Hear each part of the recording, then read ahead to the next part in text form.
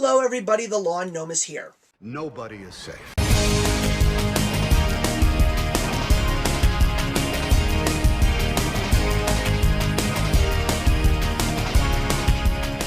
Today we're going to talk about a heavily anticipated movie for me, and a lot of people are saying great things about it, and that is the new Steven Spielberg directed film Bridge of Spies, starring Tom Hanks, which takes place in a point in time in world history that I am very interested in, the late 1950s, when communist Russia and the United States were really into the Cold War, and the story of espionage on both sides of the coins. So it is a movie about rivaling countries. So before we actually get into the details, I actually have to break away for a little bit. I want to talk about another rivalry, and that, of course, is the rivalry that is taking place right now in the National League Championship Series between my New York Mets and the Chicago Cubs. I have a couple of friends on YouTube that happen to be very big Chicago Cubs fans, and that includes my friends over at Nerd Therapy, Art over at ATZ, and my friend Vickie Eisenstein, who does the Lunch Crunch. But I also have some really good friends here who are Mets fans as well, like Hope Ortego. I just want to say something to the Cubs fans out there. Yes, the Mets are really dominating right now, and they took the first two games at Citi Field, and now we're heading back to Wrigley Field. Just want you guys to know that I am still very much on the edge of my seat.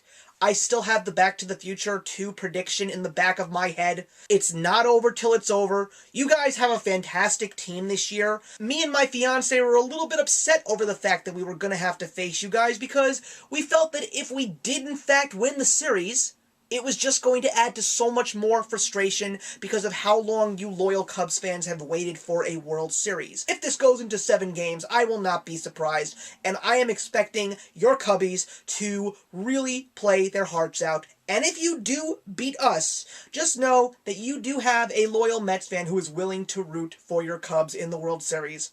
And you better win if you do get there.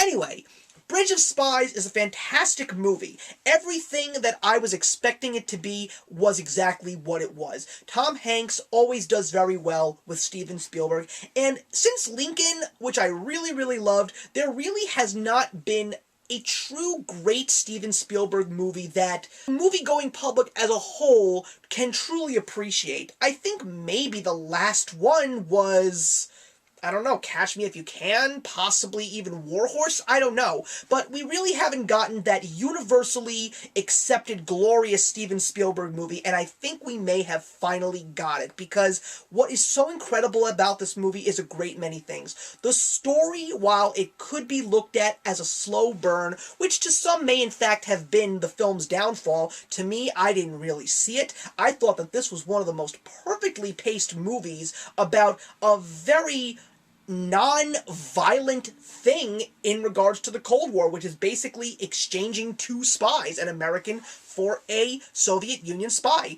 And there's also a couple of interesting plot twists that really made the story more interesting. There's also some really good comedy thrown into this movie, including a running gag. I don't really expect to see running gags in a true dramatic film. There's also an excellent performance from someone who I never would have expected to see put on such a performance, and that is Mark Rylance, who plays the Soviet spy Rudolph Abel. I hope that he gets nominated for an Academy Award, because my fiance and I went to see this movie and we were just loving his performance. Don't get me wrong, Tom Hanks is fantastic. Steven Spielberg brings out the best in Tom Hanks, and this is definitely one of Tom Hanks' better performances, and the rest of the cast is fantastic too, but Mark Rylance just wowed the both of us. I just never expected such a true, relatable, and believable performance. It's also an amazing story for Tom Hanks' character, James Donovan, who didn't even want to take the case of this Soviet spy first,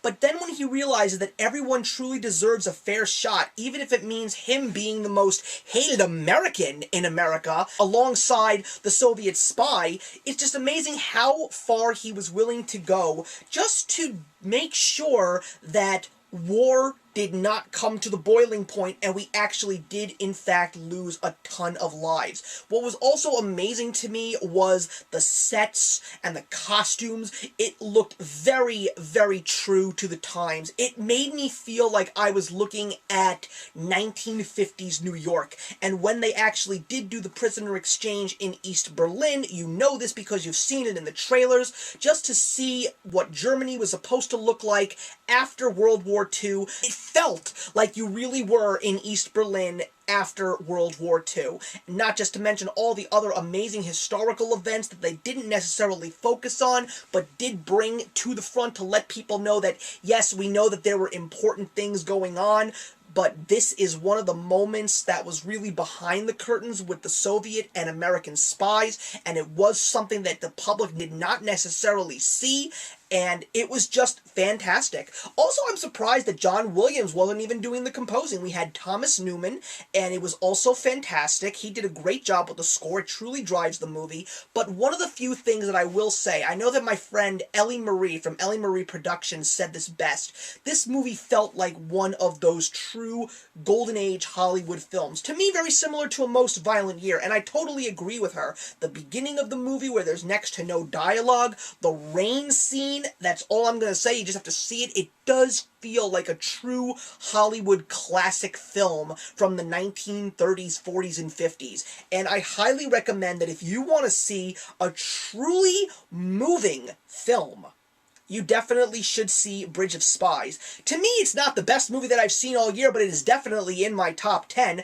and I don't really plan on getting it on DVD, but I'm sure I'll definitely watch it again if I saw it like on HBO or Netflix. I don't know, maybe somewhere down the line I may change my mind, but I'm expecting to see Bridge of Spies show up at the Oscar ceremonies this year for numerous awards, and I highly recommend that you see this true, incredible film that depicts a very interesting chapter in world history, and I will be giving Bridge of Spies 3.5 out of 4. So please put your comments on the film in the box below if you have seen it, and let's have a discussion on Bridge of Spies, and I will see you in the next one. Actions speak louder than words.